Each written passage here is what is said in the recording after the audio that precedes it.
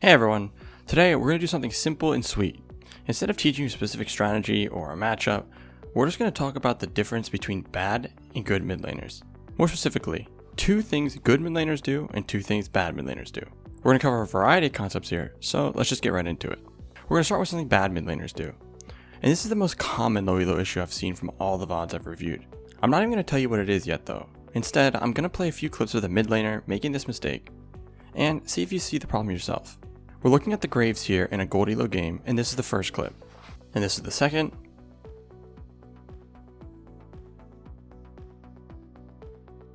And a little bit later in the lane, the last clip.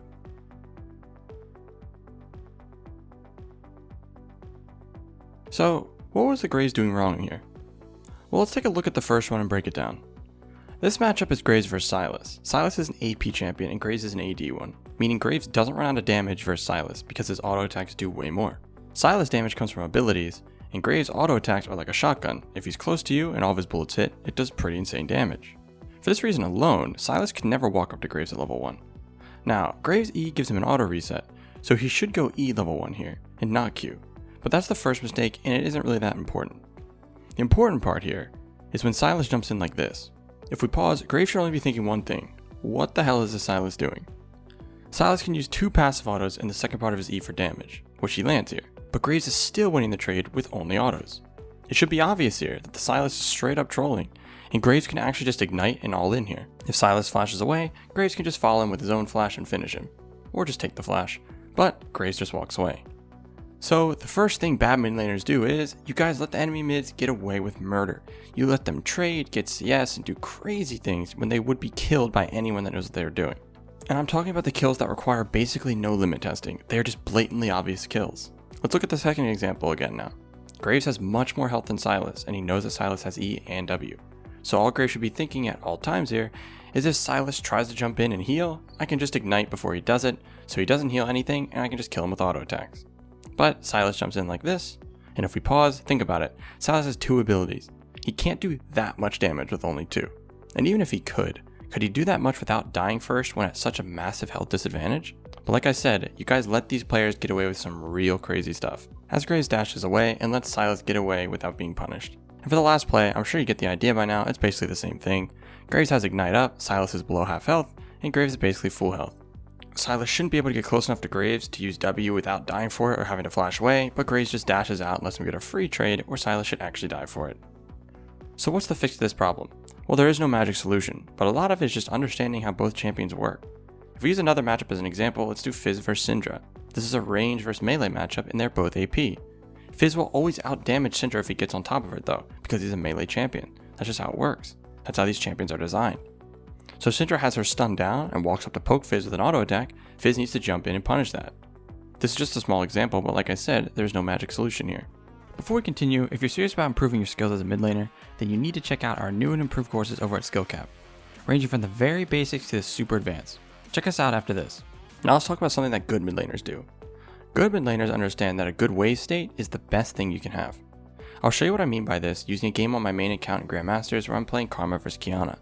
In the first 2 levels, I'm going to do some very standard range vs melee poking and harassing, and crash the second wave on Qiyana's tower. Now that she's under tower, I'm looking to poke for any CS she goes for, more standard stuff. Alright, at this point she's just used her last potion, and if we look at the minions, because the waves are essentially even and on Qiyana's side of the lane, it was slow push to me, this is also called the even minion rule.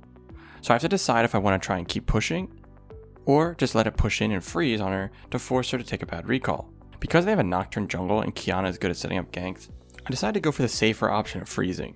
This means I'm going to be careful not to hit too many minions with my abilities as the wave pushes in. Alright, perfect, the wave is in front of my tower and she has more minions so it's frozen. Now I want to attempt to poke her and keep the wave frozen here until she's forced to take a bad reset. And this is when the important stuff is going to happen. I'm going to hit Qiyana with a Mantra Q for some pretty good damage, and then because I have 3 potions left and she has none, I gladly take a trade where I could potentially lose it from having the minion disadvantage. With this much sustain, as long as she doesn't one-shot me, it doesn't matter if I lose the trade a bit. Alright, let's pause. I know Qiyana has no abilities and I can basically just chase her until my abilities are up again. But if I chase her and her jungler shows up and I die, this insane control over the lane I have will be thrown away. After that last trade, Qiyana can't walk up into lane anymore without it being too dangerous, and she should just take the L and recall. So even if I don't kill her, I'm going to get a huge lead here. If she recalls, the wave will stay frozen and she'll lose at least 2 waves. This means I can just back off and hold my freeze. Then, when she walks up again, I pressure using my E to get close and hit her with W. I could flash here to make the tether root her and then finish her with my mantra Q that is coming up, but she just keeps running this way, so I don't want to flash into Nocturne and throw my lane, so I just let her go again. I go back to holding my freeze, and when she walks up, I look to land a mantra Q to finish her, and finally Nocturne appears to gank. But like I said, Qiyana should have taken the L earlier, as her jungler can't save her when she is losing lane this hard. She tries to flash on me, but I just one-shot her. Nocturne flashes to try and follow up, but I flash out after getting the kill. So now the wave is still frozen, she used flash and ignite, and baited her jungler into wasting flash as well. This is because I prioritized my minion wave state over getting a kill. The kill basically just came to me, I didn't need to chase for it and potentially face check a Nocturne. Now let's talk about the second thing bad mid laners do. This one is another extremely common mistake, and you can never climb doing this, and the mistake is freezing too much or simply not pushing. Freezing is something you do for a short amount of time in certain scenarios, like I just did against the Qiyana, to deny CS because the enemy is roaming or taking a bad recall, or to put the minions in a safer spot for you to lane against obnoxious champions like Irelia. But what we're about to see here is a perfect example of low elo perma freezing. I'm actually against a Vlad on my Smurf in Platinum 2 here. I solo kill him once, then try to dive his jungler and don't take into consideration early game home guard, so Vlad gets back earlier than I thought and kills me and my support for a double kill. Then I try to dive him and miscalculate his W cooldown and throw another kill away. So Vlad is starting to get pretty fed. And Vlad is one of the hardest snowballing champions in the game. In high elo, when he gets fed, I just can't breathe and he just starts perma pushing and healing while one-shotting me. But let's keep going. The enemy jungler hard cans me this game, and I barely miss kills on him in the 1v2 a few times, while Vlad picks up a few more random kills that basically fall into his lap. If we look at the scores, Vlad is 5-1 and I'm 1-3. So he's obviously stronger than me. But watch how he plays this next wave. He tries to trade with me a bit here, then uses pool. We basically both used a full rotation. We trade evenly, but when you have as much sustain as Vlad, it basically means I lost the trade. But after the trade, watch what he does. He just sits back, lets me push in, then doesn't use his E in this trade when I jump in, and lets it hit his tower.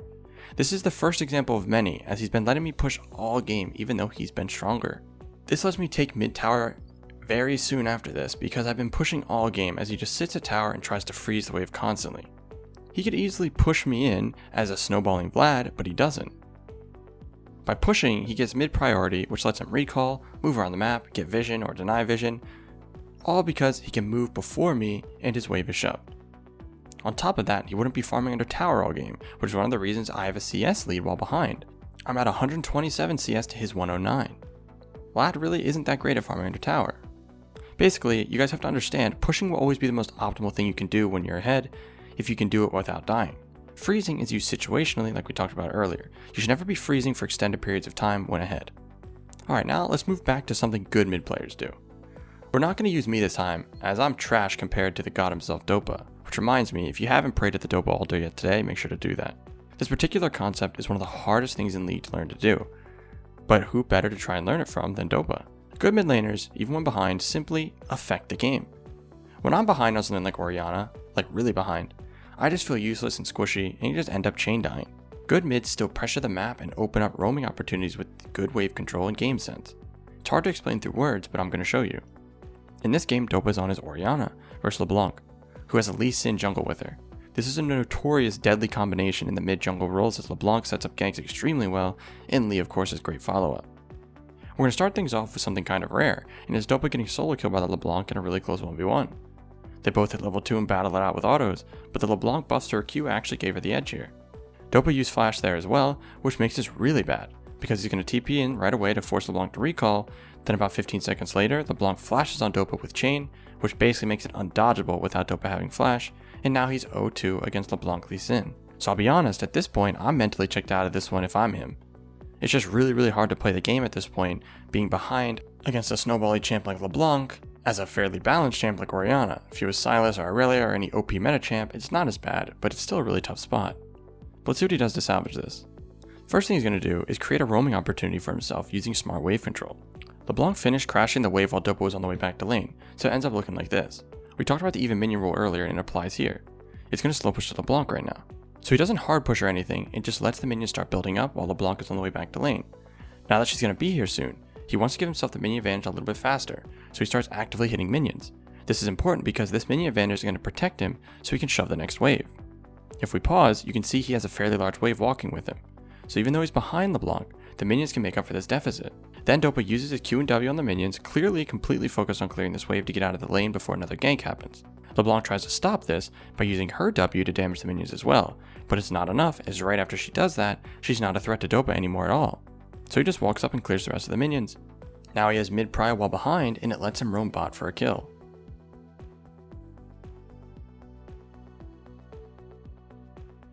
Then he goes back mid and collects some CS while his jungler dies to LeBlanc, getting her a third kill. Dopa's going to clear some waves though, and then LeBlanc makes another play in his jungle, killing Xin Zhao again. But he's quickly going to recall before the LeBlanc, which lets him get back to lane before her and shove the wave, creating another roaming timer for himself. He goes straight to top and gets a second kill, then outplays the LeBlanc to get a shutdown. So even with that terrible start, he's 3-2 and LeBlanc is 4-1, but Dopa is 100 gold ahead. I wish I could do this consistently, but it's really hard, and remember, he's against Korean challengers. Alright guys, so those are 2 things each that a good and bad mid laner do. Alright guys, remember to check out SkillCapped, and thanks for watching.